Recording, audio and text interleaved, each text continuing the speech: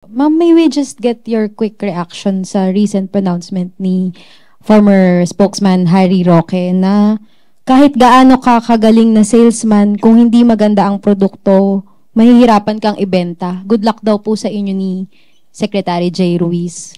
Naniniwala po talaga kami na mahirap ibenta ang bulok o masamang produkto. Mahirap po talagang ibenta kapag ang ibinebenta mo, kailangan mo pang linisin ang mga sinasabi. Mahirap ibenta ang mga tao na ang lagi nababanggit ay joke lamang yan. Hindi po kami salesman dito. Kami po ay messenger.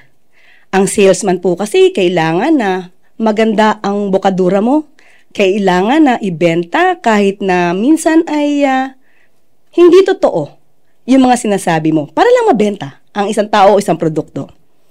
Okay, sa amin po, messenger kami, hindi po kami nagbebenta ng Pangulo o ng gobyerno.